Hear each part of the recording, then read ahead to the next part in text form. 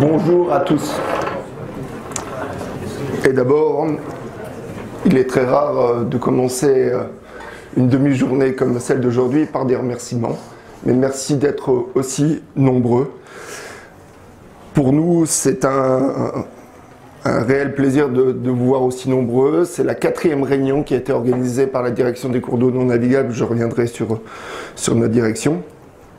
Le but aujourd'hui, c'est de vous présenter le nouveau cadre juridique des cours d'eau non navigables. Je tiens quand même à souligner que c'est un travail de fond et de concertation entre de nombreux acteurs dont vous faites partie. On va vous le présenter en détail aujourd'hui. À vous, gestionnaires de cours d'eau, de première, deuxième ou troisième catégorie. Le but aujourd'hui est de vous présenter une vision la plus complète possible de ce nouveau cadre. Et n'hésitez pas à garder vos questions pour une séance d'échange, un temps d'échange qui sera fait après cette demi-journée. Je dois vous signaler que j'ai 2 micros, parce que cette séance est enregistrée. Et donc, je tiens quand même à préciser que les séances de questions-réponses ne sera pas enregistrées, donc vous pouvez vous exprimer librement.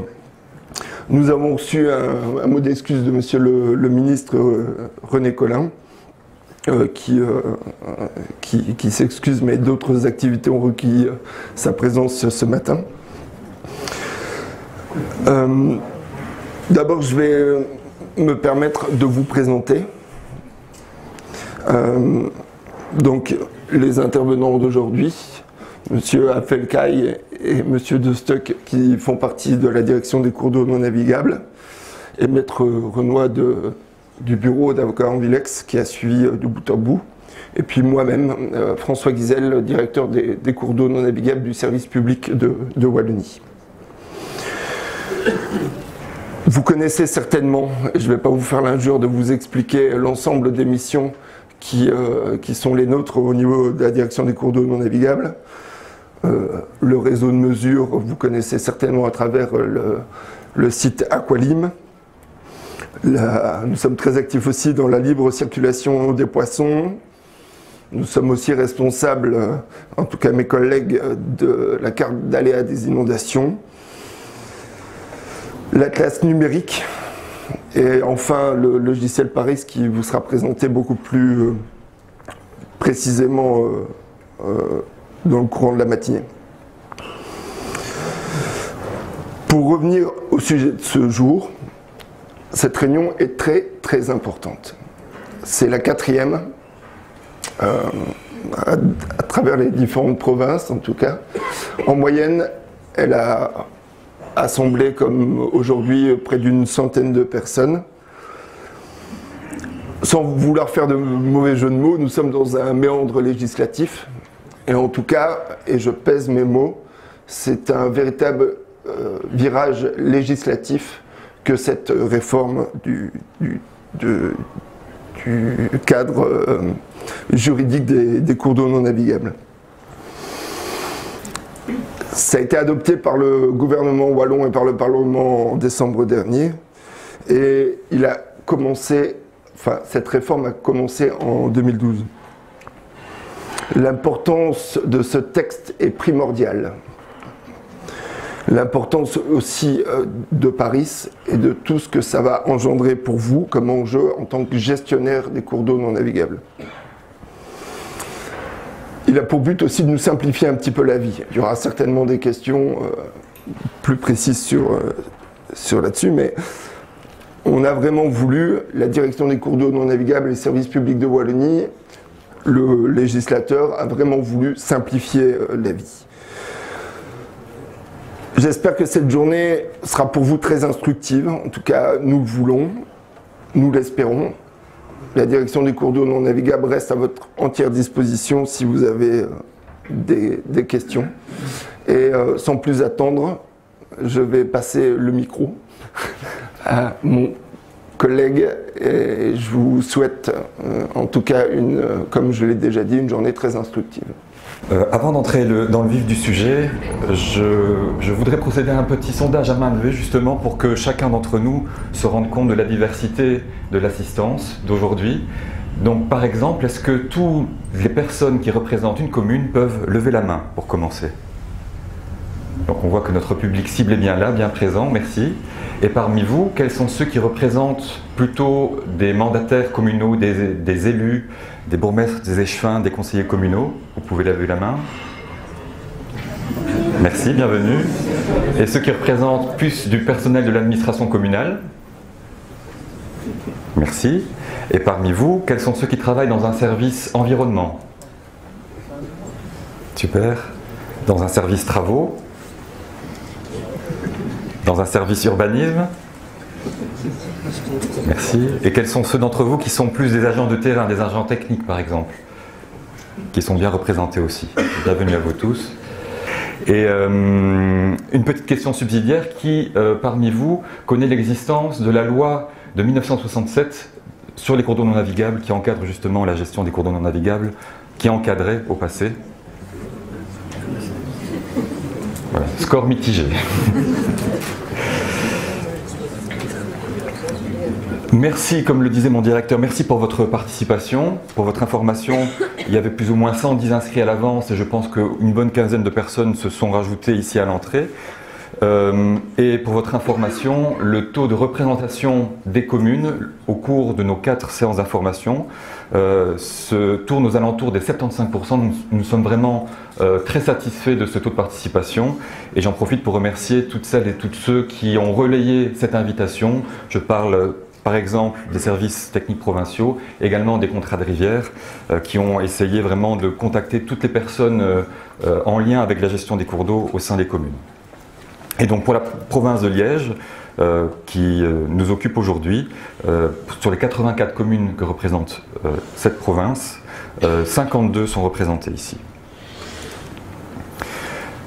Vous savez peut-être que la région et les provinces, donc respectivement gestionnaires des cours d'eau de première catégorie et de deuxième catégorie, ont été sensibilisés déjà à ce nouveau cadre juridique depuis 2012. Car il y a ce nouveau cadre juridique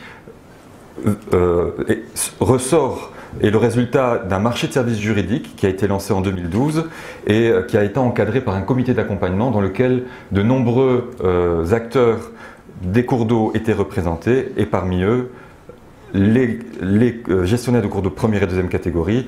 Et sachez aussi que vous, gestionnaires des cours d'eau de troisième catégorie, étiez représentés par un ou l'autre représentant de l'Union des villes et des communes de Wallonie. Et les régions et les provinces sont également sensibilisées, familiarisées, formées à la plateforme Paris pour Programme d'action sur les rivières par une approche intégrée et sectorisée, depuis 2017, car cette application est en ligne depuis 2017 déjà. Mais pour vous, agents des communes responsables de la gestion des cours d'eau de troisième catégorie, nous avons vraiment attendu l'entrée en vigueur du décret et donc des nouvelles dispositions qui encadrent cette gestion des cours d'eau pour vous informer et vous sensibiliser à ce nouveau cadre juridique. Donc par exemple, mi-janvier, nous avons envoyé par courrier à tous les collèges des bourgmestres et échevins un courrier les informant de ce nouveau cadre avec 2 petites notes de synthèse. Le mi-février, nous avons envoyé les invitations justement à ces 4 matinées d'information qui ont été relayées, comme je le disais, avec succès par nos collègues des services techniques provinciaux et des contrats divers. Et nous voilà maintenant justement au stade de ces séminaires d'information à l'attention vraiment exclusive des agents des communes qui s'occupent de près ou de loin de la gestion des cours d'eau. Pour plus de détails, au-delà de la présentation que nous allons vous faire aujourd'hui, je vous renvoie à une page web dédiée sur le portail environnement-wallonie.be qui vous présente les grandes lignes de ce décret et qui met à votre disposition des documents de synthèse pour appréhender au mieux ce nouveau cadre juridique et qui va être étoffé semaine après semaine, mois après mois, avec des synthèses diverses et variées en lien avec les questions que vous vous posez. Et je vous rappelle également l'adresse de contact pour toute question en lien avec ce nouveau cadre juridique, qui apparaît ici à l'écran, donc législation.dcen.dgo3@spo.wallonie.be pour toute question que vous pourriez vous poser, et soyez assurés que nous prendrons le temps de vous répondre. Et je voudrais aussi préciser que justement cette présentation vous sera envoyée sous format PDF dans les prochains jours, donc sachez que vous aurez ce support sous peu. Et à terme, d'ici la fin de cette année, une fois que des dispositions réglementaires seront entrées en vigueur, et on espère que ça pourra être le cas d'ici fin de l'année, nous rédigerons un guide juridique à l'attention non seulement des gestionnaires de cours d'eau, mais également des usagers de cours d'eau, et qu'on mettra bien sûr à votre disposition. Le déroulement de la matinée, nous allons passer, mes confrères et collègues et moi, plus ou moins 1h30 à vous présenter les grands axes de cette réforme qui tournent autour des principales missions du gestionnaire de cours d'eau qui sont, bien sûr, la gestion des cours d'eau, dans le respect de grands principes imposés par notamment la directive cadre sur l'eau et la directive inondation. Et par gestion, on entend la planification des travaux, la coordination des travaux entre gestionnaires et la mise en œuvre de ces travaux. Une autre mission des gestionnaires de cours d'eau est le fait d'autoriser des travaux réalisés par des tiers. Et il y a également une mission de contrôle et de surveillance de ce qui se fait sur les cours d'eau non navigables. Et donc là, on verra quels sont les pouvoirs d'intervention du gestionnaire et ses pouvoirs également de sanction. Nous prendrons le temps d'une petite pause café bienvenue entre 10h30 et 11h. Ce sera l'occasion aussi d'échanger entre vous de façon conviviale. Et puis nous reprendrons vers 11h avec une brève présentation de l'application informatique Paris, qui permettra justement d'élaborer ces programmes d'action sur les rivières. Et cela sera suivi par un échange de questions-réponses, qui, je le rappelle, ne sera pas filmé, donc vous serez vraiment libre de poser toutes les questions que vous voulez, sans avoir la pression d'une caméra qui capte tous vos faits et gestes. Le plan de la présentation, je vais commencer par vous retracer un rapide historique de la genèse de ce nouveau cadre juridique, puis on détaillera les principaux axes de la réforme. Moi, je me chargerai de vous présenter le fait que les différentes catégories de cours d'eau et leurs gestionnaires respectifs sont maintenus, rien ne change à ce niveau-là. Je vous préciserai ce qu'on entend par gestion intégrée et coordonnée des cours d'eau. Et puis je céderai la parole à maître Laurence Renoy, donc comme M. Guizel le disait, qui est avocate et qui travaille dans un bureau d'avocats basé à Marchand-Famenne, spécialisé en droit de l'environnement, et qui est un peu la cheville ouvrière de ce nouveau cadre juridique, qui a été et la plume et la tête, en collaboration avec tous les gestionnaires de cours d'eau. Elle poursuivra avec beaucoup de détails sur le nouveau régime qui encadre les travaux sur les cours d'eau non navigables. Elle s'appesantira sur les pouvoirs d'intervention qui ont été octroyés aux gestionnaires, sur des règles plus spécifiques pour les cours d'eau non classés. Et puis mon collègue juriste, Samia Folquet, prendra le relais pour vous parler de l'obligation renforcée de clôturer les pâtures le long des cours d'eau non navigables. Vous parlerez également du régime de subside et du système infractionnel renforcé. Donc commençons par un rapide historique. Donc nous avons pu voir que certains d'entre vous savaient que jusque tout récemment, c'était la loi du 28 décembre 1967 qui a encadré la gestion des cours d'eau non navigables. Et donc vous savez, ceux qui connaissaient l'existence de cette loi, que c'était une loi d'écoulement qui avait pour objectif d'assurer l'évacuation de l'eau le plus rapidement possible. Et donc assez rapidement, avec l'entrée en vigueur de plusieurs directives européennes, cette loi s'est révélée obsolète, dépassée au regard de tous les objectifs environnementaux que l'on a assignés aux cours d'eau. Et donc, ça fait déjà bien une quinzaine d'années, au moins, que pas mal de personnes sont conscientes de la nécessité d'une révision vraiment en profondeur de ce cadre juridique. Une première tentative de révision a eu lieu en 2004, mais elle s'est rapidement soldée par un échec parce qu'à l'époque, il était grandement question de centraliser la gestion de tous les cours d'eau non navigables à la région, donc plus de cours d'eau de deuxième et troisième catégorie, uniquement des cours d'eau non navigables gérés par la région. Et en plus, cette tentative de révision n'avait pas du tout été réalisée en concertation avec les personnes concernées au premier chef, à savoir les gestionnaires de cours d'eau. Et en 2011, justement, le gouvernement wallon a pris la décision officielle, dans une décision du gouvernement wallon, justement de ne pas centraliser une fois pour toutes cette gestion à la région wallonne, et donc de maintenir les différentes catégories de cours d'eau. Et fort de cette décision, une deuxième tentative de révision a été mise en place, à l'initiative de notre direction des cours d'eau non navigables, et avec le support des différents ministres compétents qui se sont succédés depuis lors. Donc tout ça a commencé en 2012, et comme on l'a déjà dit, cette tentative de révision, qui maintenant n'est même plus une tentative, c'est une révision parce que, comme je vais vous le dire, tout ça est entré en vigueur tout récemment, cette révision est le fruit d'un travail de longue haleine et d'une très large concertation entre les différents gestionnaires. Entre les différents gestionnaires et certains acteurs de l'eau ou de la conservation de la nature impliquée, car notamment le département nature et forêt a été impliqué dans ces concertations, des départements frères du service public de Wallonie, comme ceux qui gèrent les permis et autorisations, ont également été impliqués. Les watringues, je sais qu'il y a encore quelques watringues actives en province de Liège, l'association wallonne des watringues était également représentée, donc bref, tout cela s'est fait vraiment en concertation avec tous les gestionnaires et acteurs de l'eau identifiés. Et in fine, cela aboutit le 15 décembre dernier, donc tout récemment, à l'abrogation pure et simple de la loi de 1967 et avec l'entrée en vigueur de nouvelles dispositions décrétales qui ne sont pas intégrées dans une loi spécifique comme c'était le cas avant, mais qui sont intégrées à juste titre dans le Code de l'eau. Et en l'occurrence, il s'agit des articles D33 à D54/1 du Code de l'eau pour tout ce qui concerne les cours d'eau. Premier axe de la réforme, le maintien des 3 catégories de cours d'eau non navigables et de leurs gestionnaires respectifs. Et avant d'entrer dans le détail, sachez que justement dans le Code de l'eau, il y a un article qui contient toute une série de définitions. Il y en avait déjà une centaine avant la révision qui nous occupe ici.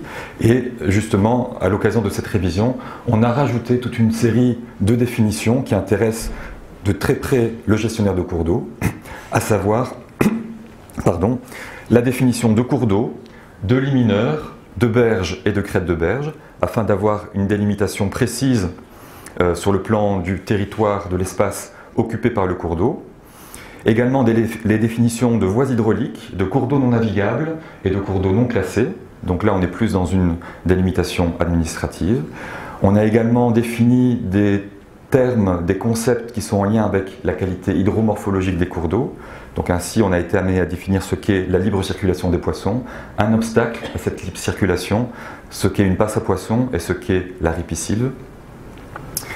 Et enfin, on a défini un terme qui est plus en lien avec la gestion des cours d'eau, à savoir la sectorisation, et je reviendrai plus loin sur ce qu'on doit entendre par sectorisation. Je vais juste détailler 2 définitions qui sont centrales dans ce nouveau cadre juridique, à savoir la définition de cours d'eau, qui est la surface de territoire occupée par des eaux naturelles qui s'écoulent de façon continue ou intermittente dans le lit mineur, à l'exclusion des fossés d'écoulement des eaux de ruissellement ou de drainage. Et comme vous pouvez le constater, cette définition fait appel à la notion de lit mineur, donc le lit mineur a été également défini, comme étant la surface du territoire, artificialisée ou non, occupée par les plus hautes eaux du cours d'eau avant débordement et qui comprend le chenal ordinaire d'écoulement et les berges jusqu'à la crête de berge.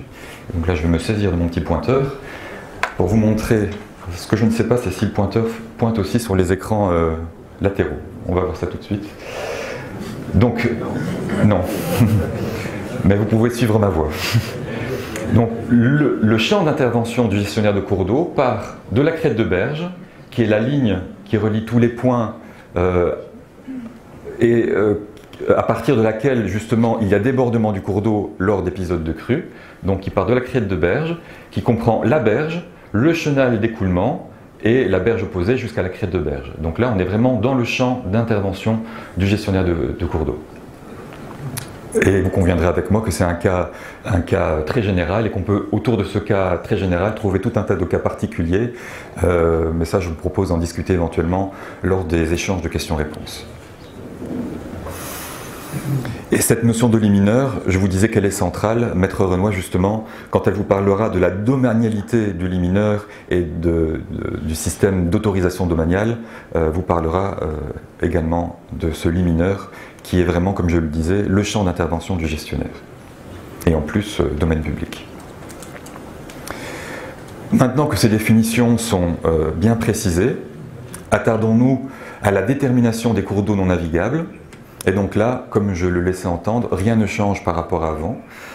Les cours d'eau sont toujours subdivisés en plusieurs catégories, donc on garde les mêmes catégories, on garde les mêmes gestionnaires pour ces catégories, donc les cours d'eau non classés, depuis la source jusqu'à la limite des 100 hectares, sont de gestion privée, et c'est le riverain du cours d'eau qui est chargé de l'entretien de ces cours d'eau. À partir de la limite des 100 hectares jusqu'à la limite de l'ancienne commune, on est dans le champ de gestion des communes, donc les cours d'eau de 3e catégorie. Entre la limite de l'ancienne commune et la limite des 5000 hectares, on est dans le champ de gestion des gestionnaires provinciaux, cours d'eau de 2e catégorie. Et à partir de la limite des 5000 hectares, jusqu'à la confluence avec des voies hydrauliques, on est dans le champ d'action du service public de Wallonie qui gère les cours d'eau de 1re catégorie. Et sur cette dia, je vous ai également donné un ordre de grandeur des longueurs concernées. Donc sachez pour votre information qu'il y a plus ou moins 12 000 km de cours d'eau non classés en région wallonne, qu'il y a aussi plus ou moins 12 000 km de cours d'eau non navigables en région wallonne, dont 4 370 gérés par les communes, 5 800 par les provinces et 1 860 par le service public de Wallonie, et plus ou moins 900 km de voies hydrauliques. Donc, même catégorie, même limite entre catégories, même gestionnaire, rien ne change par rapport à ce qui prévalait avant. Je vais maintenant vous parler des objectifs que doit viser cette gestion par les gestionnaires de cours d'eau. Et donc là, on peut retrouver justement dans les articles du Code de l'eau qui ont été rajoutés suite à l'entrée en vigueur du décret de fin de l'année dernière, 3 chapitres. Un qui est consacré justement à cet objectif général de gestion intégrée, équilibrée et durable des cours d'eau. Un chapitre consacré à l'action de coordination entre gestionnaires via justement ces fameux programmes d'action sur les rivières par une approche intégrée et sectorisée. Et enfin, la prise en compte de la libre circulation des poissons. Premier chapitre, l'objectif général d'une gestion intégrée, équilibrée et durable des cours d'eau. Et donc, une disposition de ce Code de l'eau revu stipule que cette gestion doit tenir compte des principales fonctions des cours d'eau. Et au rang de ces fonctions, on trouve en premier lieu la fonction hydraulique. Donc là, on est vraiment dans l'objectif de gestion classique des gestionnaires, tel qu'ils le connaissaient jusque maintenant, qui consiste à assurer le libre écoulement des eaux, à gérer les inondations et à protéger les biens et les personnes contre les inondations. Mais cette gestion doit également tenir compte d'autres fonctions des cours d'eau qu'on ne peut plus ignorer, à savoir l'enjeu écologique. Et donc là, il s'agit clairement de préserver, d'améliorer ou de restaurer la qualité hydromorphologique des cours d'eau. C'est écrit comme ça dans la disposition, et je reviendrai dans une prochaine dia justement sur ce concept d'hydromorphologie des cours d'eau. Il doit aussi viser un meilleur fonctionnement de l'écosystème rivière et également respecter bien sûr les objectifs établis pour les zones protégées. Une autre fonction des cours d'eau que le gestionnaire doit prendre en compte, c'est l'enjeu socio-économique, mais là ça vaut surtout pour les voies hydrauliques ou des gros cours d'eau, notamment de 1re catégorie, parce que là il s'agit de navigabilité, d'activités logistiques, de la présence de ports par exemple sur des voies hydrauliques, ou de la production d'hydroélectricité à grande échelle, ou de prélèvement d'eau de surface pour la potabilisation ou pour les besoins des industries.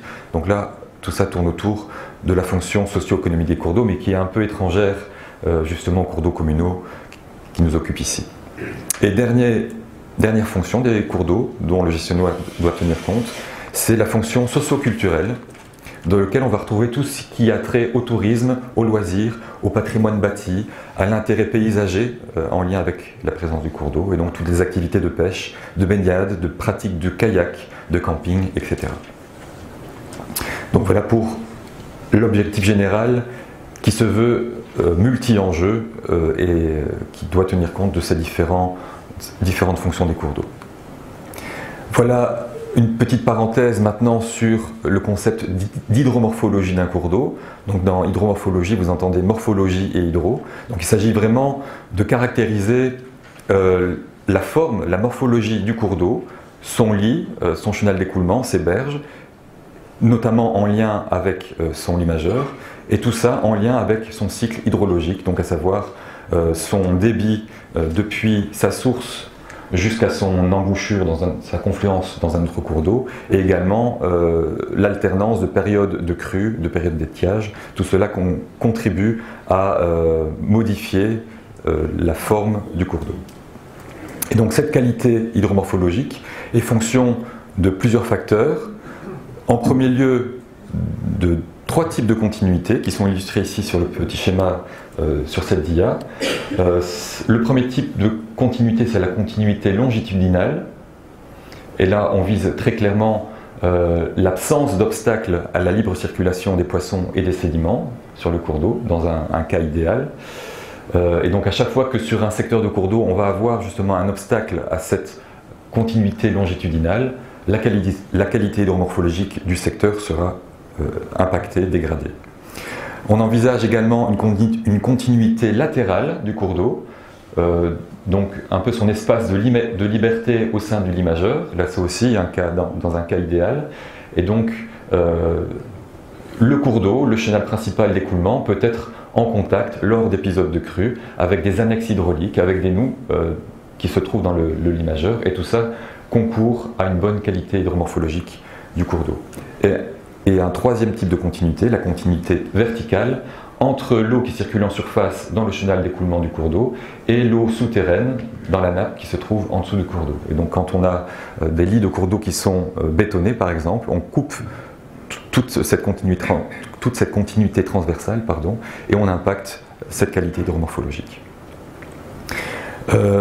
Tout ce qui est également caractéristique des berges, caractéristique de la végétation qui pousse sur ces berges, concourt à cette qualité hydromorphologique. Si on a des berges naturelles, diversifiées, qui sont autant d'habitats riches et variés pour la faune et la flore, et quand on a également une ripisylve indigène, bien en place, bien en station, on a une qualité hydromorphologique qui s'en trouve de bonne qualité.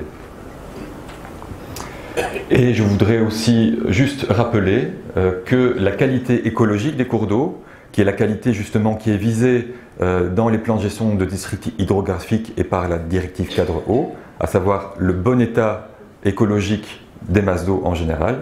Donc cette qualité écologique a 3 composantes: la qualité physico-chimique, on comprend tout de suite de quoi il s'agit, la qualité biologique et aussi la qualité hydromorphologique du cours d'eau. Et donc là, c'est nous gestionnaires qui sommes vraiment au premier rang pour avoir un impact sur cette qualité, dans la mesure du possible, un impact dans le sens d'une amélioration de cette qualité. Venons-en maintenant, toujours dans les objectifs, à des objectifs plus particuliers en lien justement avec cette fonction écologique des cours d'eau. Et donc là, à nouveau, une disposition est très claire à ce sujet. Il est prévu que la région et les autorités publiques, donc là on doit tous se sentir concernés, gestionnaires de cours d'eau non navigables, dans le cadre de leurs compétences et en coordination entre elles, doivent viser comme objectif particulier la préservation, l'amélioration ou la restauration de la ripisylve. Et donc là il faut savoir que les ripisylves d'espèces indigènes qui poussent le long de nos cours d'eau et qui sont soumises à des crues récurrentes tous les 3 à 5 ans par exemple, sont considérés par l'Europe comme des habitats d'intérêt prioritaire et comme donc des habitats qu'il faut préserver, protéger ou parfois restaurer quand il y a lieu.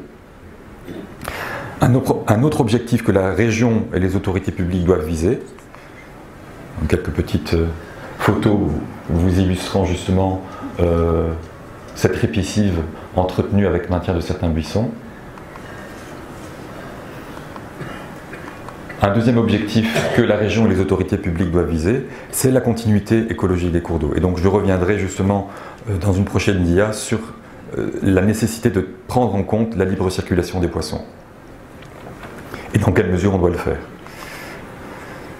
Donc là, vous avez une photo qui vous illustre une passe à poissons aménagée sur un cours d'eau près d'un obstacle à cette libre circulation des poissons. Et enfin, un autre objectif particulier que la région et les autorités publiques doivent viser, la lutte contre les espèces invasives.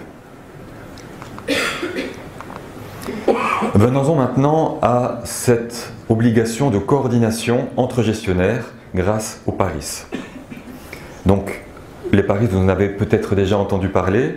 Une disposition de ce nouveau décret leur donne une base légale et il est prévu qu'en vue d'atteindre les objectifs environnementaux imposés notamment par la directive cadre sur l'eau et les objectifs appropriés en matière de gestion du risque inondation imposés par la directive inondation, il est établi un programme d'action sur les rivières par une approche intégrée et sectorisée pour chaque sous-bassin hydrographique wallon.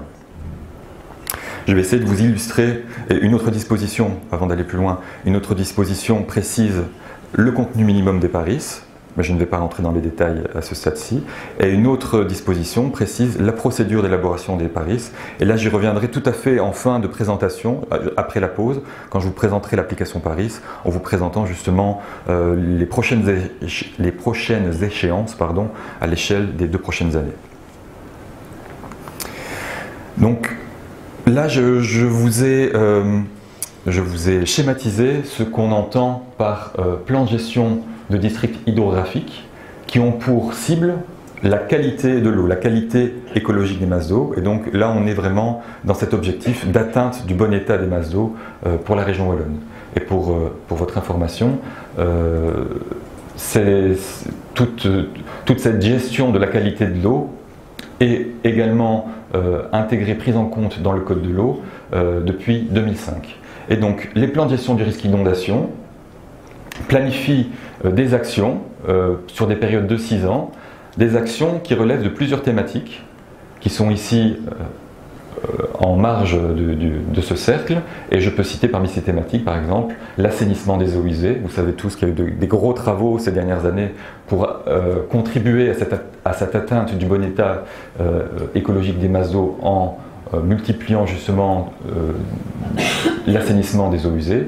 On trouve aussi des thématiques en lien avec l'industrie, avec des pollutions accidentelles et historiques, et ce qui nous intéresse plus précisément aujourd'hui, des mesures en lien avec l'hydromorphologie. Et donc, pour votre information, sachez que dans les plans de la période précédente, une des mesures en lien avec l'hydromorphologie, c'était justement la révision du cadre juridique des cours d'eau. Et donc, la région wallonne s'était engagée dans ce cadre-là à réviser le cadre juridique de la gestion des cours d'eau afin de contribuer à l'atteinte du bon état global des masses d'eau. Un autre plan imposé aux États membres par l'Europe est les plans de gestion du risque inondation qui sont un peu plus récents. Les dispositions en lien avec ces plans de gestion du risque inondation ont été transposées dans le Code de l'eau en 2010. Et donc là, on vise vraiment l'eau en tant que cause d'inondation. Et on vise des travaux à l'échelle du lit majeur des cours d'eau et de son bassin versant. Et donc là aussi, on a plusieurs étapes qui sont identifiées. Vous avez l'étape de prévention des inondations, vous avez des mesures plus en lien avec les protections locales contre les inondations, une étape qui gère la préparation à l'épisode d'inondation quand cet épisode se rapproche, et puis l'étape de réparation des dégâts après la survenue des inondations. Et donc là, à nouveau, au rang des mesures de protection locale, on est sur des mesures qui intéressent spécifiquement le lit mineur des cours d'eau. Et donc les PARIS, justement, se trouvent à l'intersection de ces deux plans et intègrent dans le détail toutes les mesures en lien avec l'hydromorphologie, que ce soit celles qui sont prévues dans les PGDH ou celles prévues dans les PGRI. Et là, l'unité de gestion, ce n'est plus la masse d'eau, ce n'est plus le bassin versant, c'est vraiment le lit mineur du cours d'eau et le secteur, donc le tronçon homogène qui ont été découpés au sein de ce lit mineur, et j'y reviendrai un peu plus tard. Le contenu minimum des PARIS, je vais passer. parce que j'y reviendrai de façon plus pratique lorsqu'on parlera justement de l'application Paris. Mais maintenant, je vais détailler ce qu'on entend par la prise en compte de la libre circulation des poissons. Donc vous savez que, peut-être, vous savez que la région wallonne s'était déjà engagée dans des objectifs en lien avec la libre circulation de poissons. Dans le cadre de règlements, j'ai en tête un règlement anguille, j'ai en tête également une décision Benelux qui mettait en place des grands axes en lien avec la libre circulation des poissons. Mais dans le cadre justement de la révision du cadre juridique qui nous occupe ici, on a inséré 2 dispositions ambitieuses. Mais avant justement de venir à ces dispositions, il y a 2 dispositions qui permettent d'avoir un inventaire des obstacles existants à la libre circulation des poissons. Et donc cet inventaire est disponible sur le géoportail wallon, il est également disponible via l'application informatique Paris. Et donc vous avez un inventaire réalisé en partenariat avec une université qui caractérise tous les obstacles à la libre circulation des poissons, photo à l'appui, et qui dit si tel obstacle doit être considéré comme mineur, important, majeur ou infranchissable. Et une autre disposition prévoit que l'autorité de bassin, donc le gouvernement wallon en l'occurrence, établit une carte stratégique des priorités qui reprend la liste des cours d'eau prioritaires pour cette libre circulation des poissons. Cette carte existe déjà, vous l'avez ici sur la diapo. Mais sachez d'ores et déjà qu'elle ne concerne pas les cours d'eau de 3e catégorie. On reste sur des grands axes de migration, à savoir les voies hydrauliques, à savoir pas mal de cours d'eau de 1re catégorie et quelques portions de cours d'eau de 2e catégorie, mais les cours d'eau de 3e catégorie ne sont pas visés jusque maintenant. Et sur base justement de cet inventaire de départ et de ces objectifs stratégiques, on va avoir 2 nouvelles interdictions et obligations. Premièrement, pour tout nouvel obstacle qui devrait être construit, aménagé dans le lit mineur d'un cours d'eau depuis le 15 décembre dernier, il faut absolument prévoir une solution qui garantit la libre circulation des poissons. Et cette disposition intéresse vraiment, est valable, s'applique à toutes les catégories de cours d'eau, y compris les non classés. Et une autre disposition qui vous intéresse moins, vous, gestionnaires de cours d'eau communaux, parce que justement, elle fait appel à cette carte stratégique des priorités, eh bien pour les obstacles existants, parfois de longue date, et qui figurent sur des cours d'eau reprises dans la carte stratégique que je vous ai montrée juste avant, et qui en plus sont majeurs ou infranchissables, alors là, il y a vraiment une obligation de procéder à des travaux d'aménagement de ces obstacles afin de rétablir la libre circulation des poissons. Et une autre obligation, dans le chef des gestionnaires de cours d'eau notamment, à chaque fois qu'un gestionnaire va être amené à autoriser un obstacle à construire dans le lit mineur d'un cours d'eau, quel qu'il soit, eh bien cette autorisation doit être conditionnée par le respect d'un débit réservé à laisser dans le lit principal du cours d'eau afin d'assurer la libre circulation des poissons et un bon fonctionnement de l'écosystème. Voilà donc pour ces différents objectifs généraux de gestion intégrée, durable, équilibrée, raisonnée. Et maintenant, je vais céder la parole et mes 2 micros à Laurence Renoir pour qu'elle vous précise certains points en lien avec l'Atlas des cours d'eau numériques. Bonjour à tous. En effet, je vais directement embrayer sur l'Atlas des cours d'eau non navigables. Cet atlas existe déjà depuis de nombreuses années. C'était une obligation qui était déjà présente dans des lois qui dataient des années 50. Cet atlas n'était absolument plus mis à jour en région wallonne et il était tenu par les services techniques provinciaux. À l'occasion de la réforme ici des cours d'eau non navigables, il a été décidé de donner une forme plus dynamique à cet atlas pour qu'il soit vraiment cet outil pragmatique d'information, de source d'information à l'attention principalement des gestionnaires de cours d'eau non navigables. Il n'est donc plus établi par province, mais il est établi par sous-bassin hydrographique et sa gestion est centralisée au sein d'une cellule Atlas du service public de Wallonie. C'est donc la région Wallonne et plus les provinces qui gèrent dorénavant cet outil dynamique. Il n'a plus également une forme simplement papier, mais il a une forme numérique et vous voyez que, non, j'ai été trop vite, qui est disponible sur le géoportail wallon à l'adresse qui est renseignée en bas de la diapo. S'il est géré par la région wallonne, cet atlas nécessite également la collaboration des deux autres gestionnaires de cours d'eau non navigables, ceux de deuxième et de troisième catégorie, puisque c'est vous qui allez alimenter cet atlas. En ce qui concerne son contenu, c'est un contenu minimaliste qui a été choisi justement pour pouvoir mettre à jour et tenir à jour cet atlas de manière permanente. Il n'y a pas de récurrence tous les 3 ou tous les 6 ans pour la mise à jour. Son contenu minimaliste porte sur les axes d'écoulement, les points d'origine, les points de classement entre les différentes catégories de cours d'eau, la dénomination du cours d'eau, sa catégorie, et très important, les actes, les travaux, les autorisations qui sont délivrés par les gestionnaires et également par les autres autorités compétentes.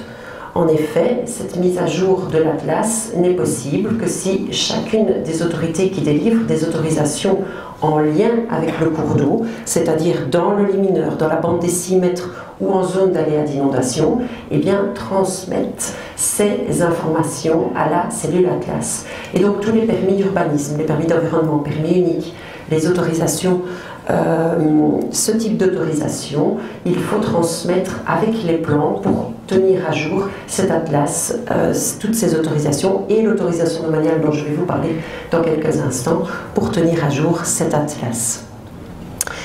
Un dernier mot à cet égard sur la valeur que revêt cet atlas, c'est une valeur indicative. Cela veut dire que l'atlas ne régularise rien, que s'il y a des ouvrages ou des erreurs qui se retrouvent dans cet atlas par rapport au point de classement ou par rapport à la largeur du cours d'eau, par rapport à la situation de fait, l'atlas n'est qu'un cliché de cette situation de fait. Et donc, entre une contradiction, entre une autorisation et l'atlas, c'est toujours la décision ou l'autorisation qui va prévaloir. Ce n'est pas parce que c'est repris à l'atlas que ça a une valeur supérieure. Toutes les données qui sont reprises dans cet atlas restent et ont valeur indicative. Une autre question que vous pourriez vous poser, c'est celle de savoir, oui, mais quid de toutes les informations historiques, comme je pourrais les qualifier, donc les informations qui datent déjà maintenant et qui ne sont plus mises à jour depuis les années 50. Ce sont de simples renseignements qui permettent parfois certaines recherches par rapport à l'origine d'ouvrages qui peuvent être sur le cours d'eau, mais ces informations n'ont pas non plus une valeur obligatoire ou probante particulière. J'en viens directement au cœur de la réforme et sur les notions de propriété et de domanialité du limineur. La définition du limineur vous a été présentée par Olivier. Elle est importante, d'autant plus que le principe de la présomption de propriété du limineur au profit du gestionnaire a été reprise de la loi de 67 dans la réforme. Je vous parle de présomption, je vais également vous dire que c'est une présomption réfragable. C'est certes un terme juridique, mais très simple à comprendre. Cela veut dire que c'est la présomption réfragable, on peut prouver le contraire. Et donc, sauf titre contraire, le limineur du cours d'eau est présumé appartenir au gestionnaire. Si vous avez un propriétaire riverain, un particulier, qui, en vertu d'un acte notarié, arrive à vous prouver qu'il est propriétaire d'une partie du limineur tel qu'il a été défini dans la réforme, eh bien alors vous n'êtes pas présumé évidemment propriétaire de ce limineur. Il y a également deux hypothèses qui doivent être envisagées par rapport à la propriété du limineur. C'est en cas de modification, soit naturelle, soit artificielle de ce limineur. L'hypothèse de la modification naturelle du limineur, elle est gérée par le Code civil. La réforme qui vous est proposée ce matin n'a absolument pas changé les règles en matière de Code civil ni en matière de Code rural.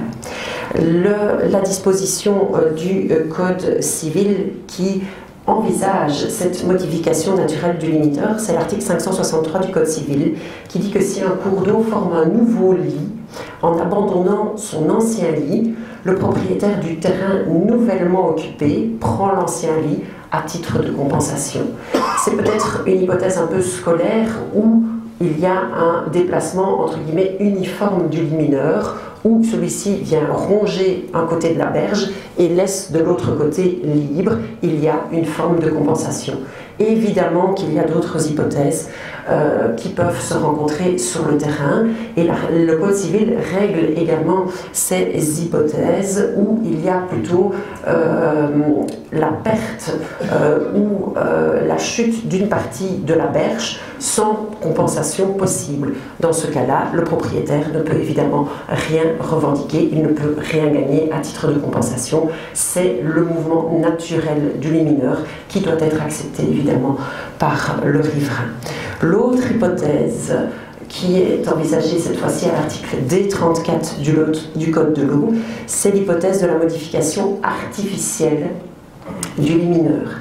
Modification artificielle, je veux dire par là une intervention évidemment humaine, des travaux qui viennent modifier ce limineur. On pense notamment à des projets de reméandration de celui-ci. Dans ce cas-là, le gestionnaire doit proposer aux riverains qui viendraient à perdre du terrain dans le cadre de cette intervention humaine de pouvoir acquérir le terrain nouvellement libre.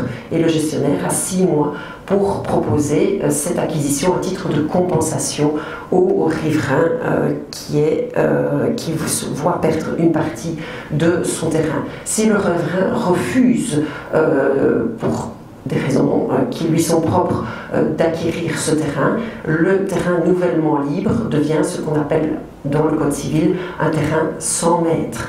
Ces terrains dits 100 mètres, la propriété appartiennent et est également ici présumée dans le Code civil appartenir à l'État.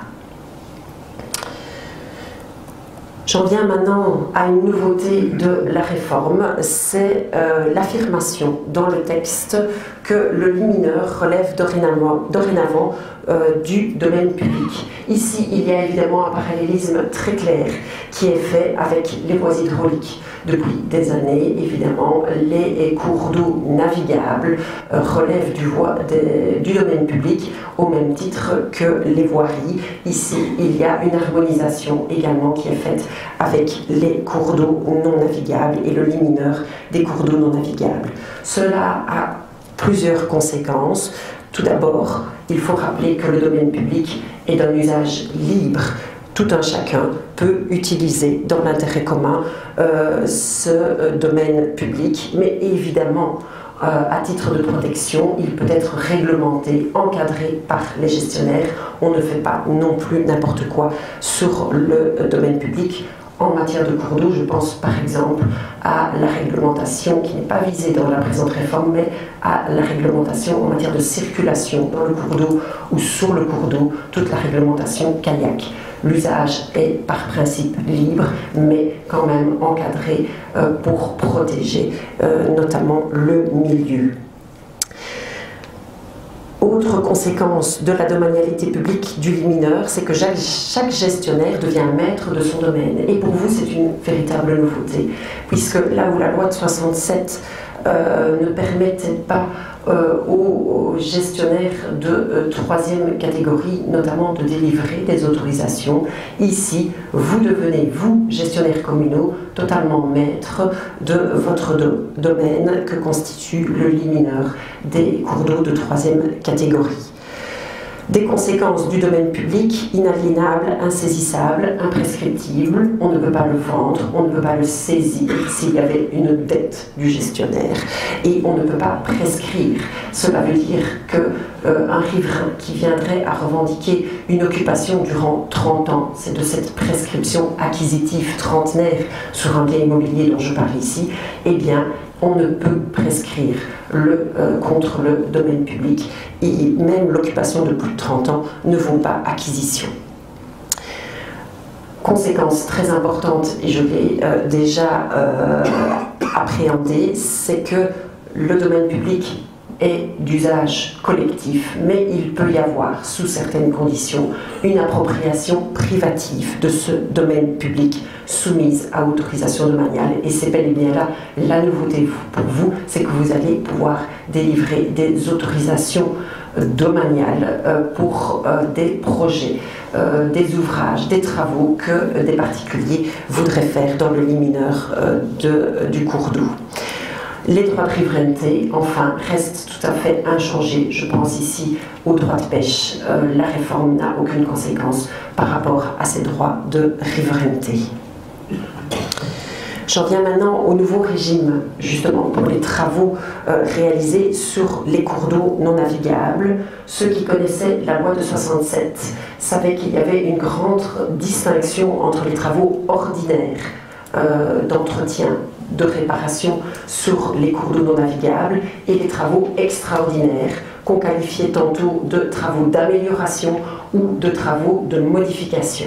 Tout ce vocable-là a disparu dans le cadre de la réforme et cède le pas devant une distinction entre travaux d'entretien et de petites réparations et travaux soumis à autorisation domaniale. Ces travaux d'entretien et de petites réparations, ce sont des travaux légers, de maintenance, de minime importance, ceux qui n'ont pas d'incidence notable sur l'environnement que le gestionnaire doit réaliser à intervalles réguliers et pas du tout de manière ponctuelle. Tandis que les travaux soumis à autorisation domaniale, et je vais revenir évidemment plus précisément là-dessus, ce sont des travaux plus conséquents, en tout cas des travaux de modification du lit mineur ou des ouvrages qui y sont établis. Commençons, si vous le permettez, tout d'abord par les travaux d'entretien et de petites réparations. L'article qui gère ces travaux et qui vise ces travaux est l'article D37, nouveau maintenant du Code de l'eau. La loi de 67 énumérait pour la première fois, de manière non exhaustive, des travaux ordinaires d'entretien des cours d'eau non navigables. Ici, une définition est également reprise à l'article D37. C'est également une énumération et elle n'est pas exhaustive. Que vise cette définition ? Au premier chef, le nettoyage. Le nettoyage des cours d'eau qui vise, en ce compris, le curage. On ne parle plus, évidemment, comme dans la loi de 67, du dragage jusqu'au plafond ferme. Celui-là n'est évidemment pas un petit travail de minime importance. Donc, le nettoyage des cours d'eau et, je rajoute, y compris dans ces parties voûtées. Ce n'est pas parce que le cours d'eau est couvert qu'il ne faut pas l'entretenir. Je vais évidemment préciser cela, puisque cette charge d'entretien est évidemment aggravée, entre guillemets, par le fait que le cours d'eau soit voûté, et donc on peut mettre au prorata du propriétaire le coût supplémentaire du fait de ce voûtement. Que contiennent également les travaux d'entretien et de petite réparation, c'est l'entretien, la petite réparation des ouvrages. Lesquels? Pas les ouvrages privés, les ouvrages qui appartiennent aux gestionnaires, y compris la consolidation des berges affaissées au droit de ces ouvrages appartenant aux gestionnaires et également l'enlèvement des atterrissements. L'entretien et l'élimination de la végétation située le long des berges est également visé, puisque vous avez vu avec la définition du lit mineur que le lit mineur comporte le chenal d'écoulement, y compris les berges, jusqu'à la crête de berge. Une fois que vous passez sur la rive, au-delà de la crête de berge, vous n'avez plus d'obligation d'entretien. On vise également, et c'est expressément indiqué dans le texte, la destruction des plantes invasives.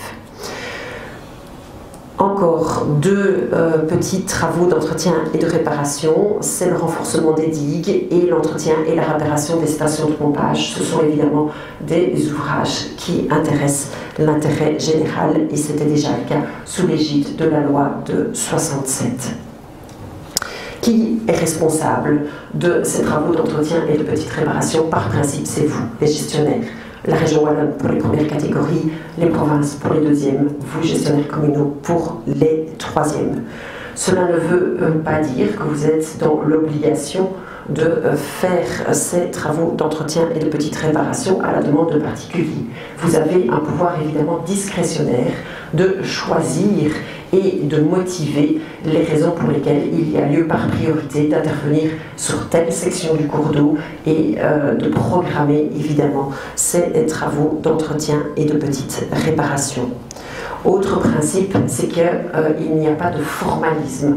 On a essayé d'aller au plus simple et il n'y a pas de procédure d'autorisation ou de déclaration qui encadre la réalisation par les gestionnaires de ces travaux d'entretien et de petites réparations. Par rapport à ces deux principes de responsabilité à qui incombent les travaux et d'absence de formalisme, il y a quand même une exception. Parce que certains gestionnaires, dans le cadre des négociations de la réforme, ont émis l'idée que parfois certains riverains sont demandeurs de pouvoir procéder eux-mêmes aux travaux d'entretien et de petites réparations. Cette hypothèse est visée par le texte. Elle doit encore être mise en œuvre dans la partie réglementaire du Code de l'eau. Elle nécessite des dispositions d'exécution et elle est ciblée en ce que tous les travaux d'entretien et de petites réparations ne pourraient pas être faits par les particuliers. Seulement certains, les plus minimes, pourraient être faits par les particuliers et à condition de procéder à une déclaration préalable auprès de vous, gestionnaires, pour vérifier que ces travaux seront réalisés dans les règles de l'art. Autre caractéristique, il n'y a pas d'évaluation des incidences sur l'environnement, puisque je vous ai dit, ces travaux d'entretien de petites réparations sont de minime importance, ne sont pas en principe susceptibles d'avoir des incidences notables sur l'environnement. Pas d'enquête publique également. Par contre, dans certains cas, une concertation avec le DNF est nécessaire. Quelle forme va prendre cette concertation avec le DNF? Au minimum, un avis. Il faut consulter le DNF préalablement à ces travaux. Et là, je fais le lien directement avec le Paris qui vous a déjà été un tout petit peu présenté. On va y revenir après la pause. Mais il y a évidemment dans le cadre des Paris une obligation de chacun des gestionnaires, dont ceux de troisième catégorie, de programmer sur 6 ans, notamment les travaux d'entretien et de petites réparations. Et évidemment, pour vous simplifier la tâche, vous pouvez faire cette programmation et soumettre toute la programmation au DNF pour avis, plutôt que de le faire au cas par cas. Au minimum, l'avis du DNF et au-delà de ça, l'un des gestionnaires ou le DNF peut solliciter l'organisation d'une visite de terrain dans le cadre également de la concertation. Cette concertation, elle existait déjà entre le DNF et les gestionnaires de cours d'eau de première catégorie. Dans le cadre de la réforme, on l'a étendue aux gestionnaires de deuxième et de troisième catégorie. Encore quelques mots sur les travaux d'entretien et de petites réparations. Il y a le maintien de ce qu'on appelait la tutelle d'avis des provinces par rapport également aux travaux d'entretien et de petites réparations envisagés par les communes. C'est-à-dire que préalablement également à la réalisation de ces travaux d'entretien et de petites réparations, il faut solliciter l'avis technique des services provinciaux qui sont évidemment là et à votre disposition pour vous aider dans la définition et le choix de l'opportunité de ces travaux d'entretien et de petites réparations. Il n'y a plus de visite annuelle telle qu'elle était prévue dans la loi de 67. Mais évidemment, cette obligation de visite annuelle est compensée par la participation de chacun des gestionnaires au Paris. Et il y a un cas particulier qui est visé dans la législation, c'est le cas où le cours d'eau traverse un étang, un plan d'eau, un réservoir de barrage. Dans ce cas-là, c'est au propriétaire de ce plan d'eau d'entretenir également le cours d'eau non navigable qui le traverse. il y a une porte de sortie, en tout cas une soupape de sécurité pour le gestionnaire. Si en cas de carence ou en cas d'urgence, le propriétaire est défaillant, le gestionnaire peut bien évidemment reprendre la main. Dernier point, la prise en charge des frais, le nerf de la guerre. Les travaux d'entretien et de petites réparations sont par principe pris en charge par ceux qui en ont pris l'initiative, donc par principe pour vous, les gestionnaires. Je vous l'ai déjà dit, s'il y a une utilisation ou s'il y a la présence d'un ouvrage appartenant au particulier, à un particulier, qui aggrave le coût de l'entretien, vous pouvez, vous, gestionnaire, évaluer la quote-part de l'aggravation et mettre à charge la quote-part du coût qui est dû à cette aggravation à charge du propriétaire ou de l'usager. Je pense par exemple à un barrage appartenant à un particulier qui serait situé dans le lit mineur ou à la pile d'un pont. Vous pourriez solliciter, ou le voûtement, vous pourriez solliciter une quote-part au prorata de l'aggravation du coût d'entretien. Dernier principe, mais je vous l'ai en réalité déjà dit, c'est que les ouvrages qui appartiennent aux particuliers sont entretenus par ceux à qui ils appartiennent et donc par ces particuliers. Je passe maintenant aux travaux soumis à autorisation domaniale. Le siège de la matière est situé à l'article D40 du Code de l'eau. Là, je ne peux mieux faire que de vous remettre évidemment le champ d'application de cette autorisation domaniale, puisque chaque mot a son importance. Pour tous travaux, je m'arrête déjà là, pas de manifestation récréative par exemple, pas d'occupation du domaine public. Il n'y a que les travaux qui sont visés, tels qu'un approfondissement, un élargissement, la rectification et généralement toute modification, on embrasse le plus large possible, sous, dans ou au-dessus du lit mineur, du cours d'eau non navigable ou des ouvrages qui y sont établis, ainsi que la suppression ou la création de tels cours d'eau. Si vous êtes dans cette hypothèse, si un particulier, personne de droit privé ou de droit public, rentre dans ce champ d'application, il a l'obligation de solliciter l'autorisation du gestionnaire de troisième catégorie si on se trouve sur un tel cours d'eau. Le demandeur, je viens de vous le dire, toute personne de droit privé ou de droit public, sauf vous, vous n'allez pas évidemment vous délivrer vous-même une autorisation domaniale pour des travaux conséquents que vous voudriez mener en tant que gestionnaire sur votre domaine public. Quelle est l'autorité compétente? Vous également. Chacun est maître de son domaine. C'est une des conséquences évidemment de la domanialité publique. Je vous l'ai déjà dit. Les autres caractéristiques de cette autorisation domaniale, c'est le principe du cumul et de l'indépendance des polices administratives. Je redeviens juridique. Mais donc, cela veut dire que pour un même projet, évidemment qu'il peut y avoir besoin et d'une autorisation domaniale quand on rentre dans le champ d'application que je viens de vous présenter, mais aussi et souvent évidemment un permis d'urbanisme. Vous savez que l'article D4.4 du Code ET, qui a récemment été adopté, embrasse également très large et soumet à permis d'urbanisme toute construction, toute installation fixe, des modifications sensibles du relief du sol.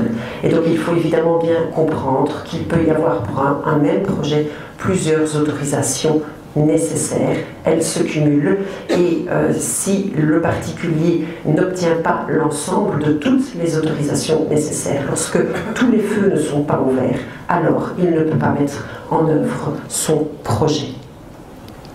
L'autorisation domaniale est toujours accordée à titre précaire. Et que cela veut-il dire? C'est qu'elle peut être modifiée, suspendue ou retirée suivant une certaine procédure. C'est évidemment une procédure intrusive à l'encontre du bénéficiaire de l'autorisation domaniale. Vous allez pouvoir revenir sur cette autorisation domaniale, pas à n'importe quelle condition. Il faut évidemment motiver sur le plan technique et il faut suivre une certaine procédure, notamment pour laisser à la personne qui verrait son autorisation modifiée, suspendue ou retirée, le droit de pouvoir s'exprimer avant que vous ne preniez votre décision. L'autorisation domaniale est délivrée pour une durée déterminée ou indéterminée et elle peut être assortie de conditions particulières, notamment, on vous a dit tout à l'heure, une condition par exemple de débit réservé, de laisser au cours d'eau un certain débit pour sauvegarder le milieu. J'en viens à la procédure de délivrance de cette autorisation domaniale et c'est dans l'air du temps. La réforme prévoit un délai de rigueur pour délivrer cette autorisation domaniale. Votre décision doit intervenir dans les 120 jours à partir de la réception de la demande. Cette demande, que doit-elle comporter? Ce n'est pas encore spécifié dans la partie décrétale, ça va bientôt l'être dans la partie réglementaire du Code de l'eau, qui comprendra toutes les dispositions d'exécution, évidemment, de la réforme. Mais on peut déjà proposer, et c'est ce qui est en projet dans la partie réglementaire, que cette demande, en fonction évidemment des caractéristiques du projet, que cette demande comporte notamment un plan général de la situation existante et projetée, un extrait cadastral, un extrait de l'atlas, un reportage photographique, des coupes de la situation existante et projetée, un descriptif technique du projet, une notice d'évaluation des incidences sur l'environnement. Là, je vais m'arrêter évidemment puisque vous êtes habitués à côté d'une demande de permis d'urbanisme. Celle-ci comporte à chaque fois une notice, au minimum, une notice d'évaluation des incidences sur l'environnement. C'est la même chose évidemment pour l'autorisation domaniale puisque celle-ci peut avoir des conséquences dans, au-dessus, en dessous du lit mineur. Elle devra être accompagnée au minimum de cette notice. Beaucoup plus rarement, évidemment, vous pourriez avoir une étude d'incidence sur l'environnement. Ce ne sont que pour des projets de très grande envergure. Je ne pense pas que vous devriez rencontrer ce type d'hypothèse dans la gestion des cours d'eau de 3e catégorie. Et le cas échéant, cette demande pourrait également comporter, vu les caractéristiques du projet, une étude de stabilité. Toujours en ce qui concerne la procédure de délivrance de l'autorisation domaniale, la première chose à faire lorsque vous recevez un dossier, c'est d'en vérifier sa complétude, puisque c'est la complétude du dossier qui va faire courir le délai de rigueur de 120 jours pour que vous preniez attitude. Et donc, ce n'est pas encore formalisé, ça le sera dans la partie réglementaire, mais d'ores et déjà, on peut vous inviter à accuser réception et de dire « Ok, j'ai examiné votre dossier, il est complet, le délai de 120 jours commence à courir à partir de la réception de ce dossier complet. » Ou non, non, votre dossier est incomplet, ça ne suffit pas de dire qu'il est incomplet, il faut évidemment indiquer les pièces manquantes à votre estime et lorsque vous aurez reçu les compléments d'information, c'est seulement à partir de ce moment-là que le délai de 120 jours commence à courir. Vient évidemment l'instruction du dossier de demande, un allègement, une simplification notable, c'est l'absence d'enquête publique. Là où auparavant, avant la délivrance d'autorisation pour des travaux extraordinaires, il y avait même une réunion, l'obligation de tenir une réunion d'information préalable et puis une enquête publique. Toutes ces obligations de participation du public ont été supprimées dans le cadre de la présente réforme. Subsiste par contre, et je vous en ai déjà parlé, la concertation avec le DNF, au minimum l'avis simple du DNF, il faut lui demander son avis et si celui-ci ou vous gestionnaire sollicitez la tenue d'une l'organisation et la tenue d'une visite de terrain par rapport à la demande d'autorisation domaniale qui vous est soumise par un particulier. Vient dans l'ordre et la logique la prise de décision. Vous devez envoyer votre décision en déant le délai de 120 jours. Vous octroyez ou vous refusez et vous motivez, quelle que soit la prise de décision. Vous envoyez votre décision aux demandeurs et aux instances qui auraient été consultées. Il y a une obligation de consulter le DNF. Il y a aussi toute latitude pour vous de consulter d'autres instances que vous jugeriez évidemment utile de consulter. En cas d'absence de décision, l'hypothèse est prévue par les textes. Il y a une présomption de refus de décision de l'autorisation domaniale. votre travail n'est pas encore terminé, une fois que vous avez délivré en tout cas l'autorisation, il faut encore vérifier que le bénéficiaire de cette autorisation la met correctement en œuvre. Cette obligation existait déjà dans la loi de 67, plutôt dans l'arrêté royal de 1970, et donc le gestionnaire doit aller vérifier sur place, et il y aura une obligation pour le bénéficiaire de l'autorisation de vous notifier le début des travaux. Comme ça, vous saurez évidemment que ces travaux sont en cours et vous pourrez aller vérifier que ceux-ci sont correctement réalisés ou pas. Et vous dresserez PV, évidemment, de contrôle après achèvement des travaux.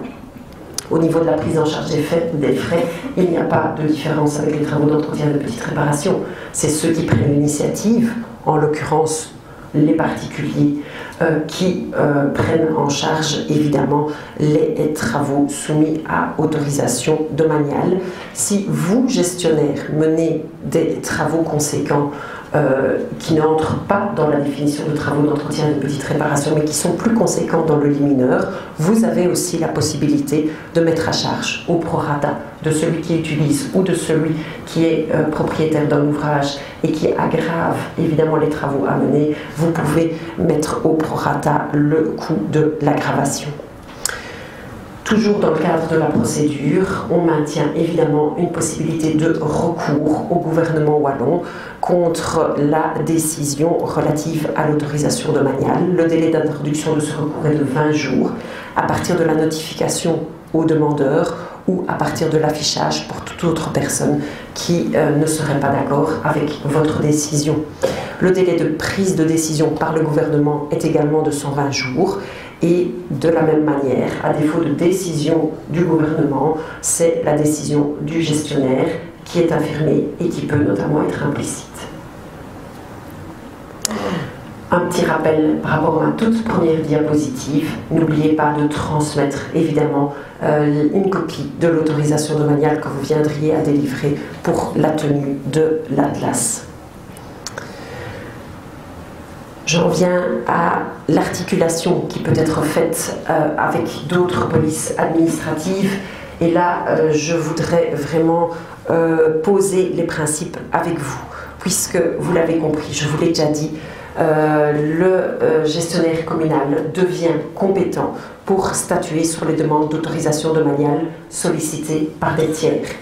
Le corollaire, c'est que vous-même, lorsque vous menez des travaux sur le lit mineur, vous n'êtes pas obligé de solliciter cette autorisation domaniale. N'oubliez pas quand même, lorsque vous menez des travaux, que vous allez peut-être devoir avoir besoin d'une autre autorisation administrative. Je pense évidemment au permis d'urbanisme, au permis d'environnement, mais pas que.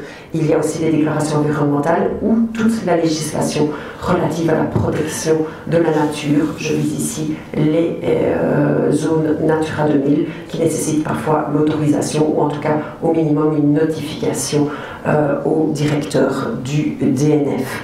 Dans les travaux qui seraient menés par les gestionnaires de troisième catégorie, il ne faut pas oublier également d'adresser les informations des travaux menés pour la tenue et la mise à jour de l'Atlas à la cellule Atlas de la région wallonne.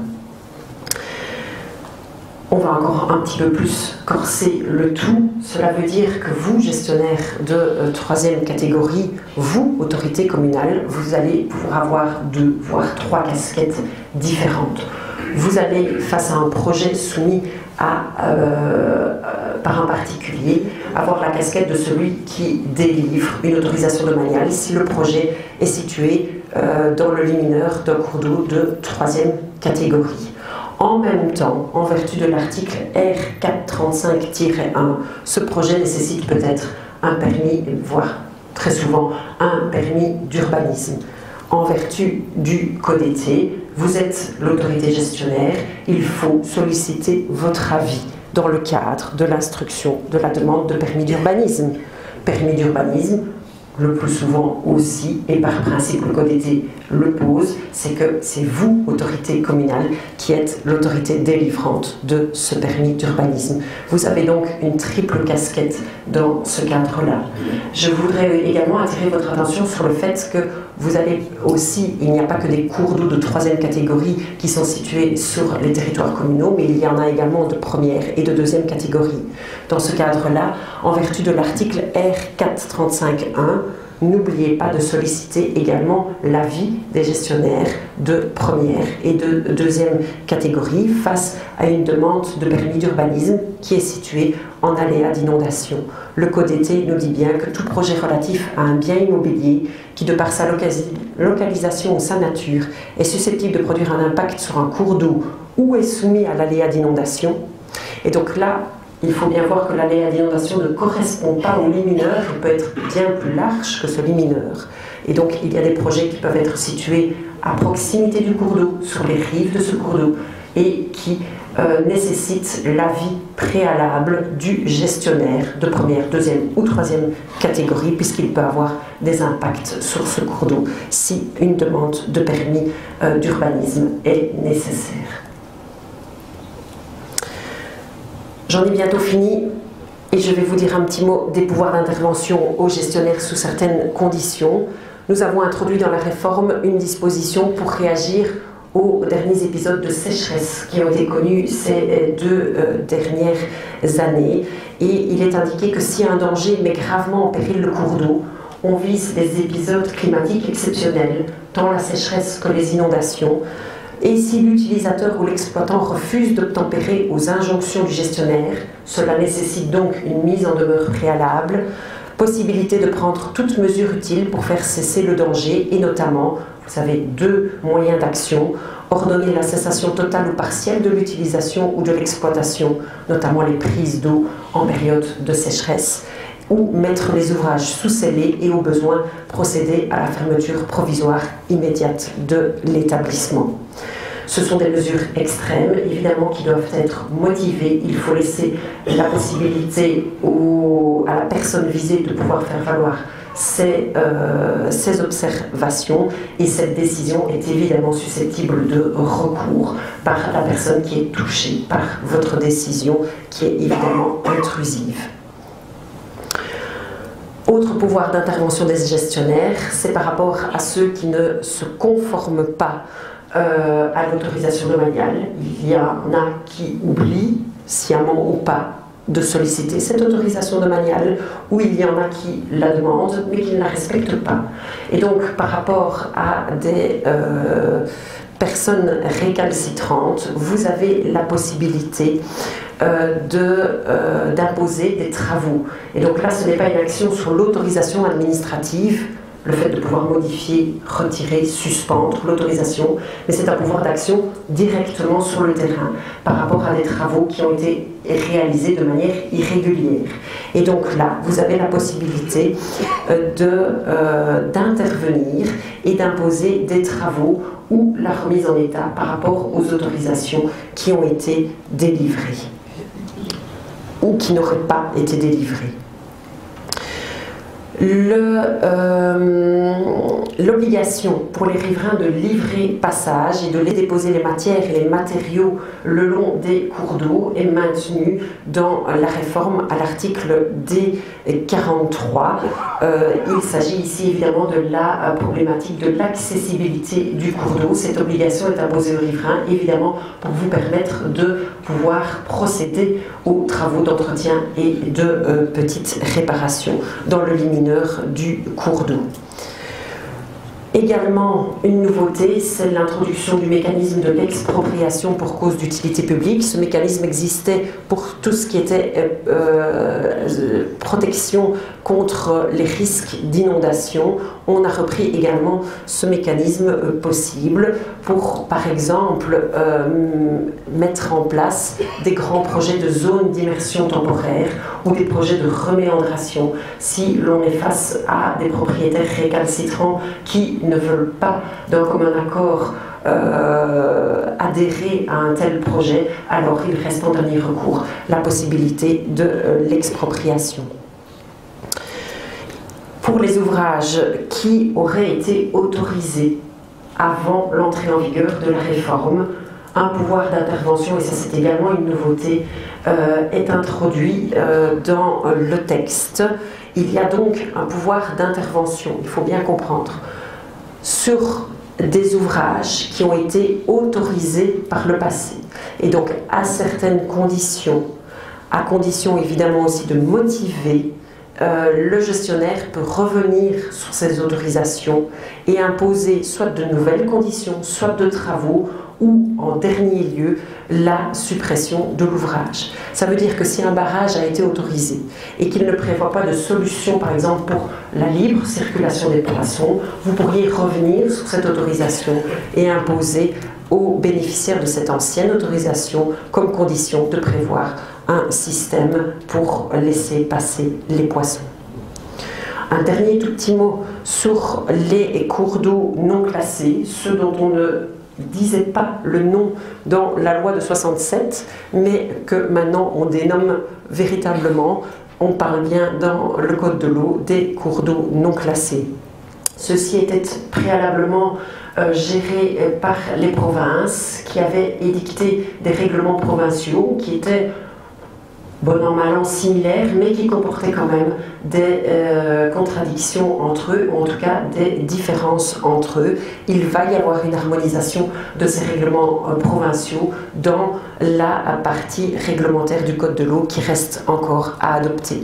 Comme auparavant, ces cours d'eau non classés appartiennent ceux-là aux riverains pour moitié du limineur. Tout ça est bien précisé dans le code civil et il y aura toujours un encadrement pour l'entretien de ces cours d'eau non classés, pour les travaux. Certains travaux nécessiteront toujours une autorisation, mais autorisation que les riverains des cours d'eau non classés devront solliciter auprès des gestionnaires de deuxième catégorie. Un tout dernier petit mot. Sachez que la présente réforme a abrogé la loi de 67 relative aux cours d'eau non navigables, a mis à jour évidemment cette loi, mais pas que. Et donc au-delà des articles 54, vous avez les articles D55 à D155 du Code de l'eau qui lui réforment une loi encore plus ancienne, la loi de 1956 relative aux waterinques. Et donc si vous deviez encore être confronté à ces administrations publiques, sachez que la matière est logée dorénavant dans le Code de l'eau entre ces articles D55 à D155. Voilà, je vous remercie pour votre attention.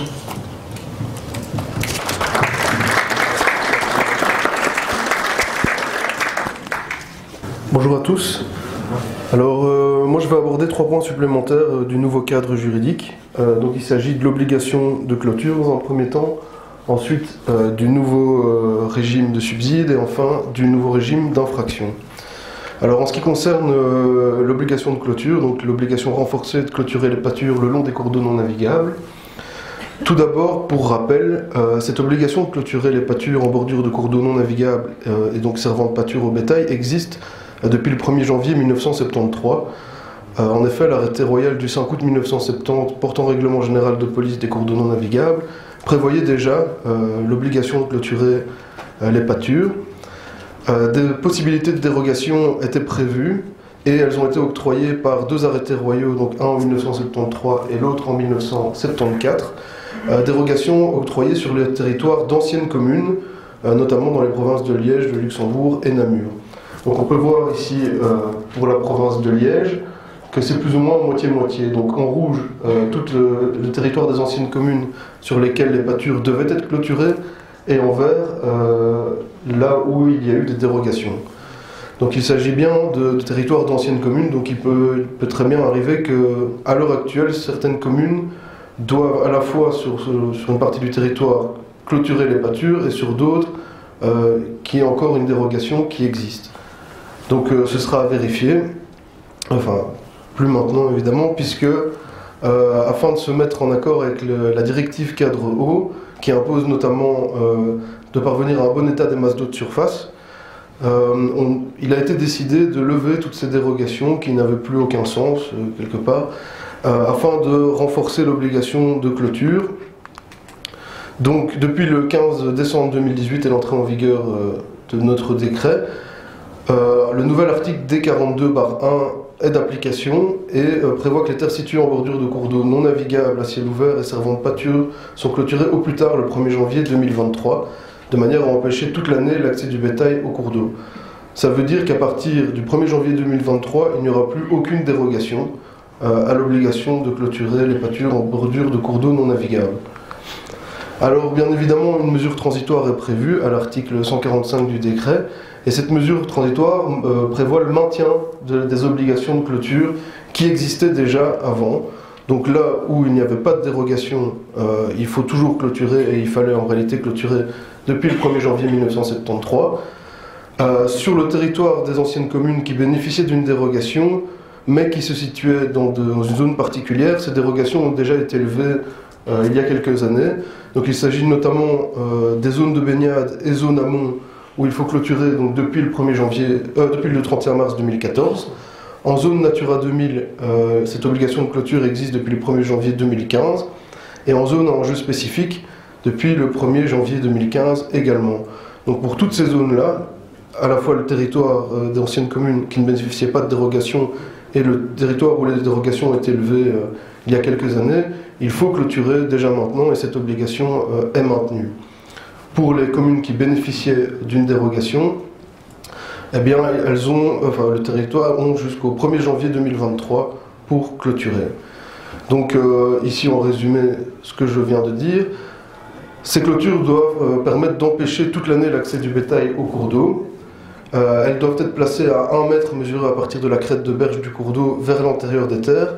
Et alors le placement de ces clôtures ne doit pas constituer un entrave au passage du matériel utilisé pour l'exécution des travaux d'entretien ou de petites réparations au cours d'eau. Deuxième point, en ce qui concerne le régime de subside qui a été élargi aux personnes de droit privé. Donc le nouvel article D54/1 prévoit la liste des travaux subsidiables. Alors cette liste a été inspirée par l'arrêté du régent du 2 juillet 1949, notamment l'article 2 bis.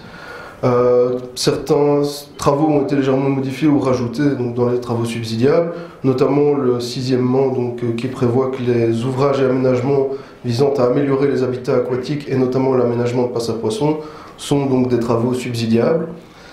Au niveau du taux de subside, il sera précisé dans la GOE qui est en projet, ça devrait aller de 30 à 80%. En attendant, on va toujours aller voir dans l'arrêté du régent du 2 juillet 1949, puisqu'il est toujours en vigueur et qu'il n'est pas en contradiction avec l'article D54/1. Donc à l'heure actuelle, les taux de subside prévus dans l'arrêté du régent vont jusqu'à 60-65% pour certains travaux, pour d'autres on tourne autour des 45%. Donc il faut aller voir ce qui est prévu dans l'arrêté du régent et également la procédure prévue dans cet arrêté du régent. Alors, évidemment, ces subsides sont octroyés dans la limite des budgets disponibles.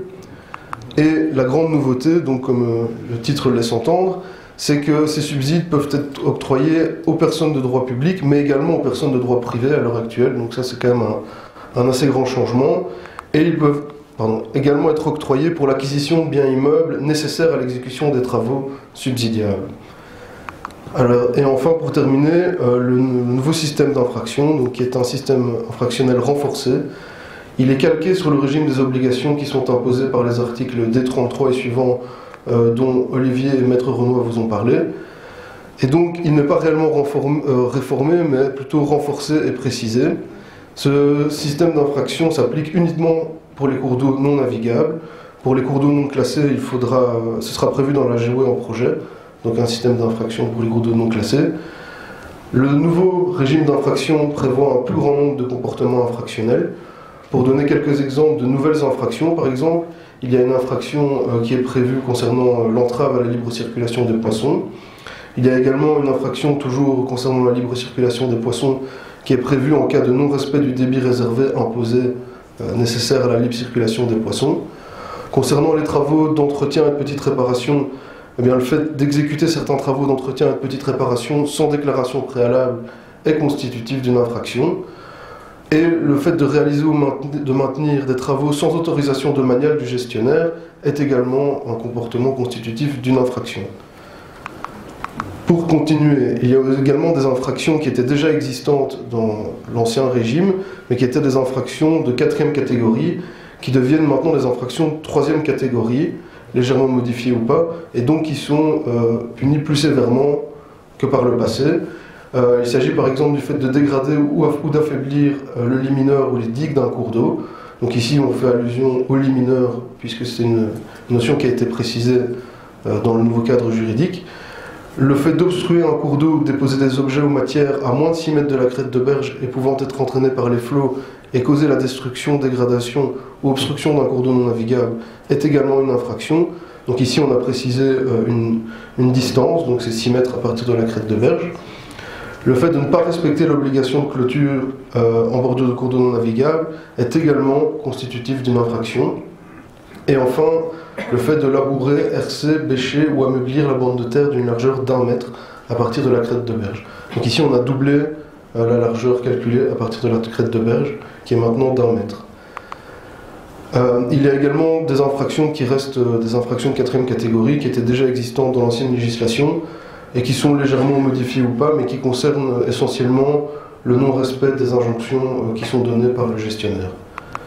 Et enfin, au niveau de l'habilitation pour constater et rechercher ces infractions, le conseil communal peut désigner des agents communaux chargés de rechercher et de constater ces infractions, donc au Code de l'eau, entre autres, puisque l'article D40 du livre 1er du Code de l'eau donne la possibilité d'habiliter des agents à rechercher des infractions à certaines législations environnementales, et notamment au livre 1er du Code de l'environnement et au livre 2 constituant le Code de l'eau. Donc cette habilitation permettra aux agents de rechercher des infractions en matière de cours d'eau non navigables sur le territoire de la commune pour laquelle ils ont été habilités. Voilà, je vous remercie. Et donc je vais passer 10 petites minutes à vous présenter l'application Paris,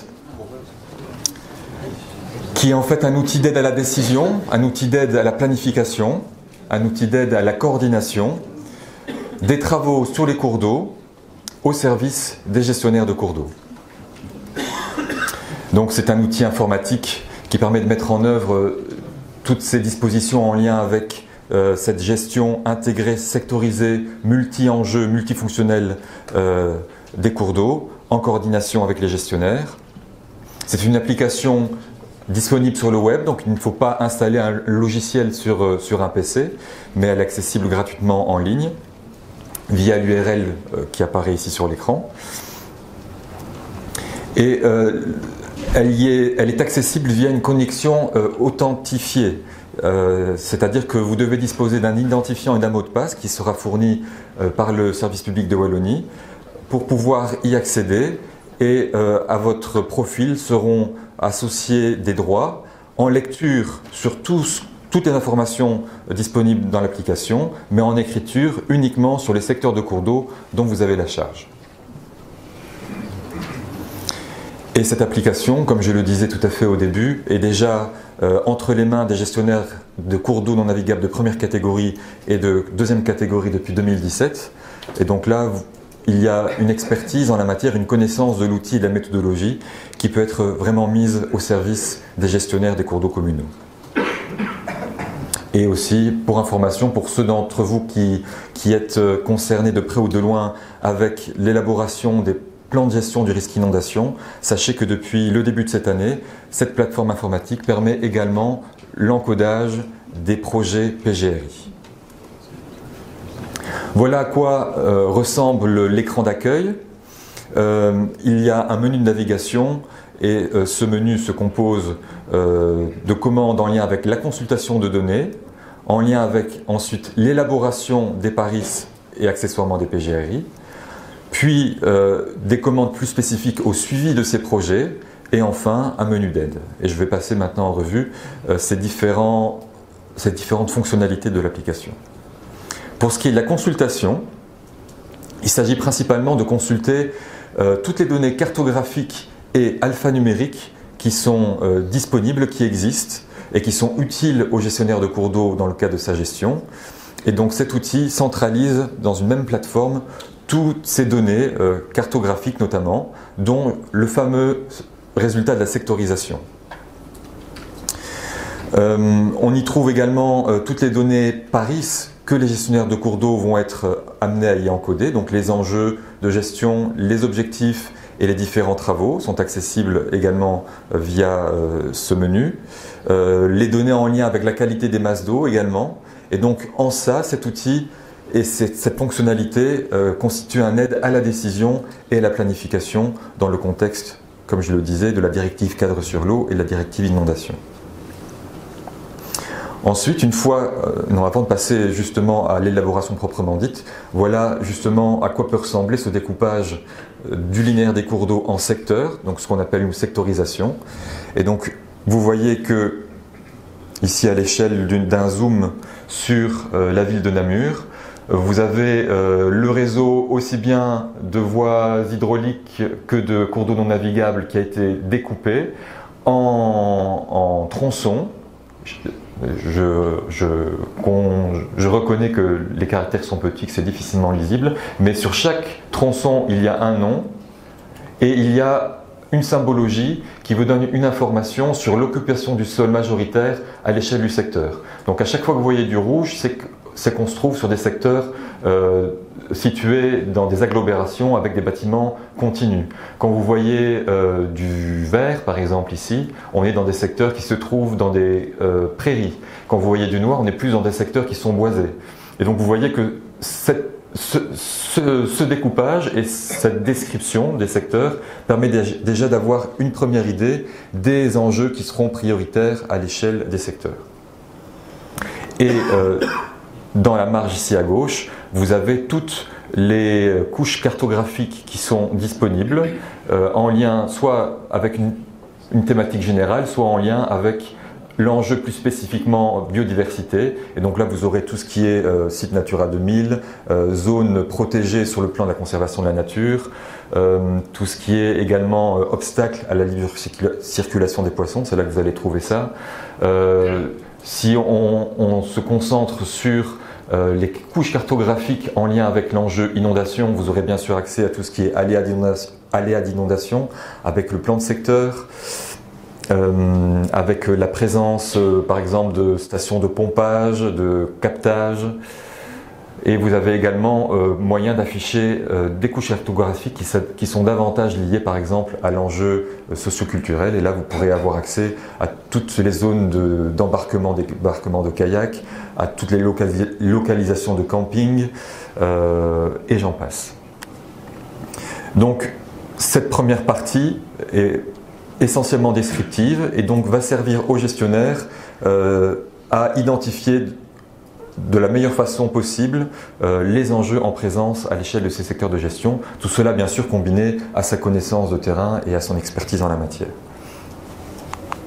Dans une deuxième étape, le gestionnaire va pouvoir élaborer les PARIS. Donc par élaboration des PARIS, on entend l'encodage des enjeux et des objectifs pour chacun des secteurs dont le gestionnaire a la charge, et dans un deuxième temps, l'encodage des projets de mesure, des travaux qu'il va planifier sur les 6 années d'une période PARIS donnée. Et donc ainsi, en mettant à la disposition de tous les gestionnaires de cours d'eau un même outil, une même méthodologie pour justement planifier les travaux sur les cours d'eau, on tend vers une harmonisation de cette gestion intégrée, équilibrée et durable des cours d'eau. Et également, on permet d'avoir au sein d'une même plateforme un archivage de tous les travaux que les gestionnaires de cours d'eau sont amenés à réaliser sur leurs cours d'eau année après année. Un petit exemple de l'écran qui permet d'encoder justement les enjeux et les objectifs. Donc dans la partie haute de l'écran, vous avez la référence du secteur, là on est sur ce mois 002, la masse d'eau à laquelle ce secteur appartient, le sous-bassin auquel appartient la masse d'eau et le district auquel appartient le sous-bassin. Donc vous avez comme ça un emboîtement poupée russe, district hydrographique, sous-bassin, masse d'eau et secteur. Et le secteur étant vraiment l'unité de gestion pour les gestionnaires.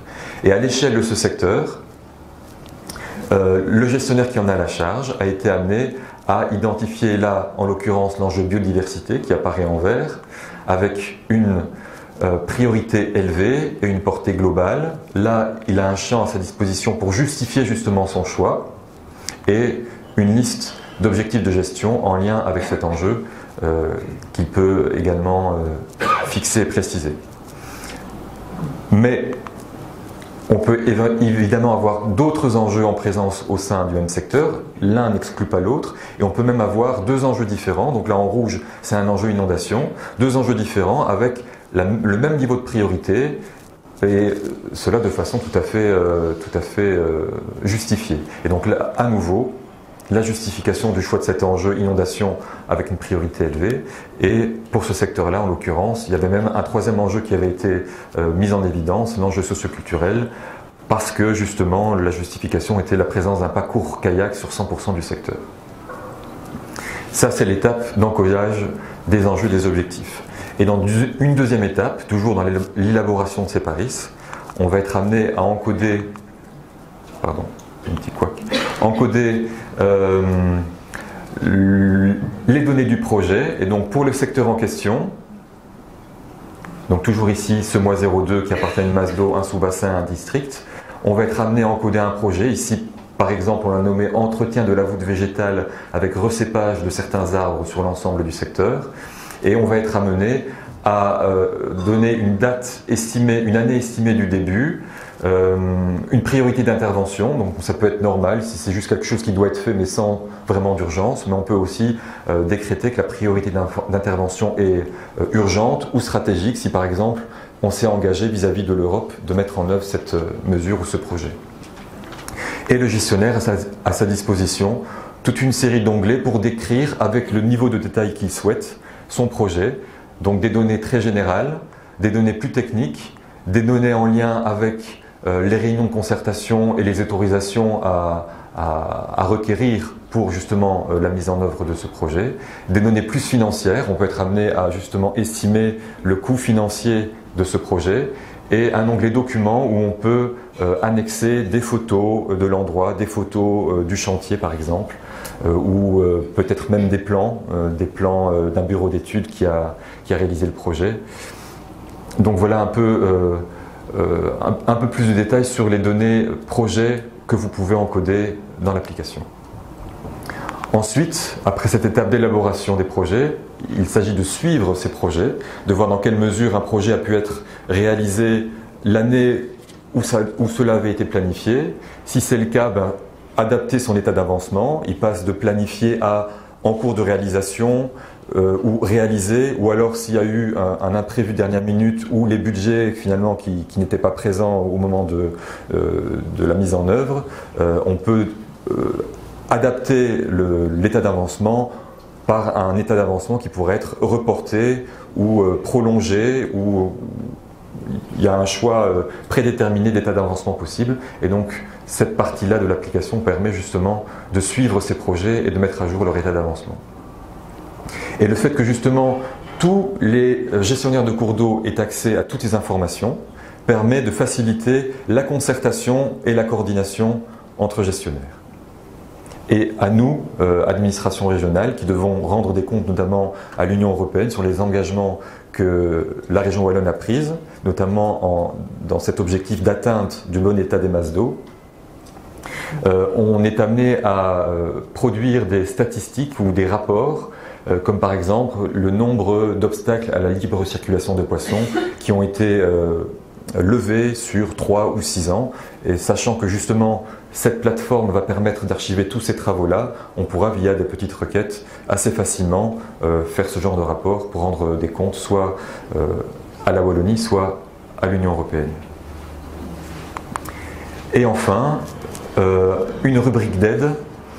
Et dans cette rubrique d'aide, en plus d'un manuel de l'utilisateur, vous pourrez trouver des liens ou des accès à des documents téléchargeables, comme des guides techniques, des guides de bonne pratique.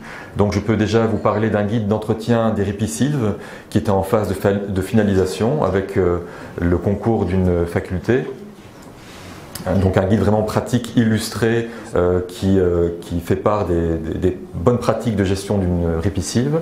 On a également des guides des techniques végétales sur les cours d'eau, des guides techniques de restauration d'hydromorphologie. Donc tout ce genre de guides techniques ou de bonnes pratiques seront à terme mis à disposition de la communauté des gestionnaires de cours d'eau, notamment via cette plateforme PARIS.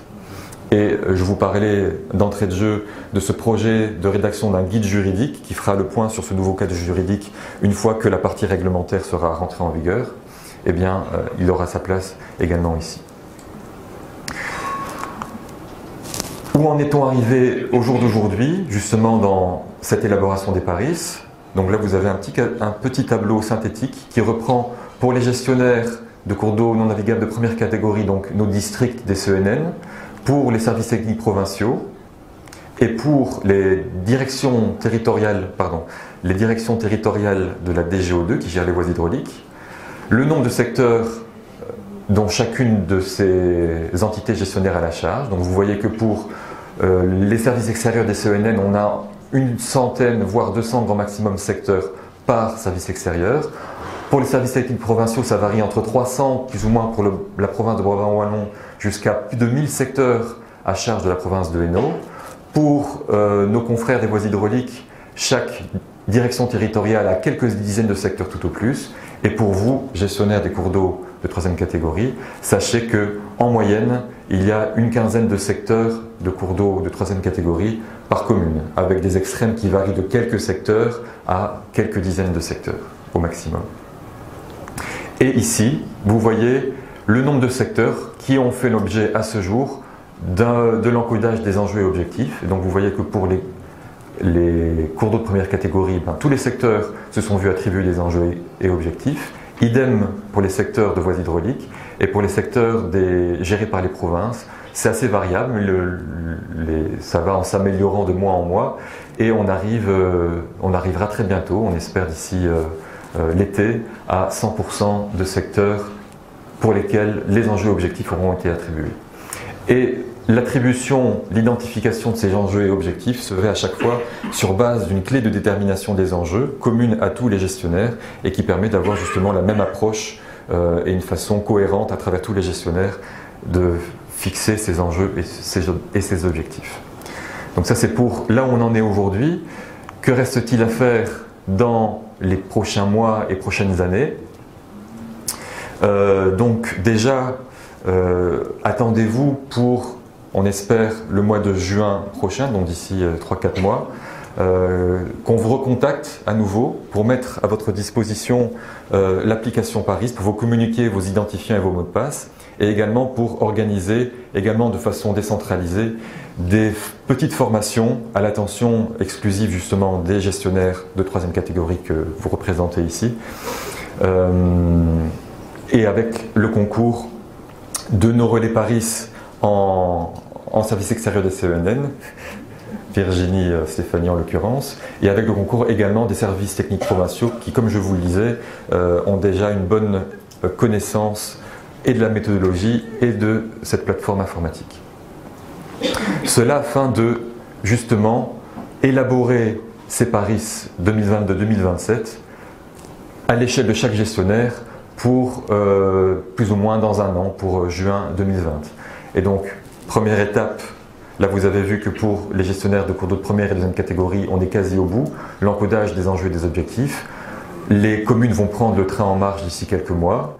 Et pour la quinzaine de secteurs en moyenne dont ils ont la charge individuellement, il y aura au moins 6 mois pour justement faire cet exercice de prise en main de l'application et d'identification des enjeux et des objectifs. Et dans une deuxième phase, de planifier justement les travaux pour la période PARIS 2022-2027. Quel genre de travaux ont leur place dans les PARIS? Tous a posteriori, mais justement pour vous, gestionnaires des cours d'eau communaux, ce sera principalement les travaux d'entretien de petites réparations. Lors des précédentes présentations que l'on a fait, on a souvent eu des remarques de gestionnaires qui nous disaient que vous ne pouvez pas planifier plus d'1 an à l'avance parce qu'il y a des budgets qui doivent être votés en lien avec les travaux que vous allez mener. Mais ce qu'on aimerait faire passer comme message, c'est que, indépendamment justement de l'aspect budgétaire de la chose, de vous demander de planifier en bon père de famille, en bon gestionnaire de vos cours d'eau, ce que idéalement il faudrait faire en termes d'entretien des cours d'eau et de petites réparations. Cela planifié sur 6 ans, donc il y a tout ce qui est curage des cours d'eau, enlèvement des atterrissements, entretien d'arrêt piscilve, gestion des embâcles. Il y a moyen, je pense, de planifier ça, de faire au moins l'exercice de planifier ça sur les 6 ans que va durer la période Paris. Et comme je vous le disais, si une fois arrivé à l'échéance, vous vous rendez compte que vous n'avez pas su avoir les budgets, il y a toujours moyen de reporter l'échéance. Et je pense aussi que le fait que ces travaux soient planifiés dans les Paris et fait l'objet d'une validation par la communauté de gestionnaires vous donnera justement un poids en plus, un argument en plus pour obtenir les budgets nécessaires auprès de vos responsables communaux. Et donc une fois que chaque gestionnaire, je vais dire un peu dans son coin, a fait cet exercice d'encodage des enjeux, des objectifs et des travaux à planifier, il y aura aux alentours du mois de juin 2020, donc dans un peu plus d'1 an, à l'échelle de chaque sous-bassin hydrographique, une validation de ce qui a été planifié par l'entièreté des gestionnaires rassemblés lors d'un comité technique de travail.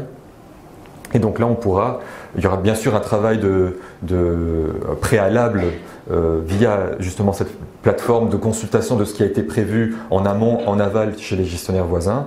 Mais cette phase de validation se fera en comité technique pour justement voir si il n'y a pas d'incompatibilité entre un gestionnaire et un autre sur ce qui a été prévu à l'échelle d'un même cours d'eau.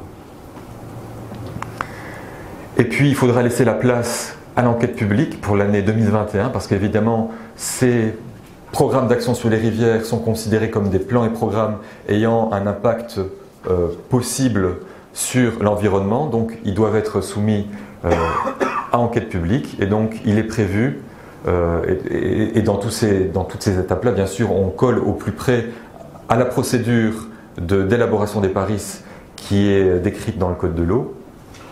Donc il est prévu une enquête publique de 6 mois pour le premier semestre 2021 et en même temps la consultation d'instances consultatives comme le DNF, comme les communes, comme les contrats de rivière, encore une autre casquette pour les communes.